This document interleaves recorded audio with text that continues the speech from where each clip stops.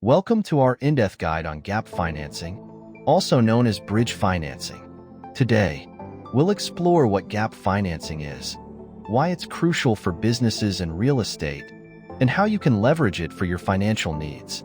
Gap financing serves as a short-term funding option that helps businesses or individuals manage the period between the need for immediate funds and securing long-term financing. This form of financing is exceptionally useful during transitional periods where traditional financing is either delayed or not yet available. For example, imagine a real estate developer who needs funds to complete a project but is waiting for a permanent loan to be approved. Gap financing can provide the necessary funds to move forward without delay. Once the permanent loan is approved, it will pay off the gap loan.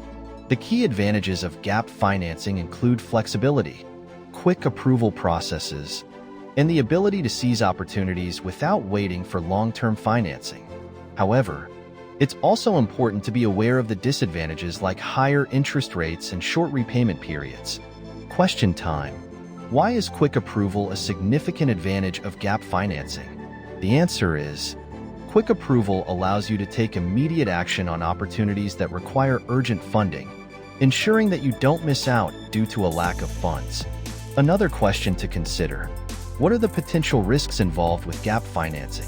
The primary risks include higher interest rates and the possibility of not being able to secure long-term financing, which can lead to financial strain.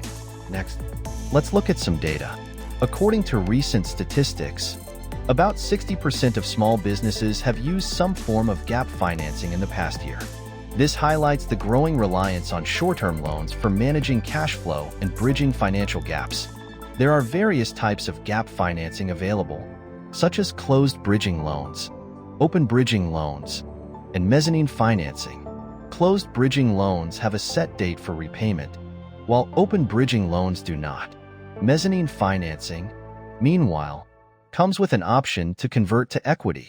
Let's delve deeper into mezzanine financing. This hybrid form of financing involves debt capital, which gives the lender the right to convert to an equity interest if the loan is not paid back on time. It's often seen as more flexible, but comes with higher risk. To understand this better, consider a company that needs $2 million for expansion but has a pending round of equity financing.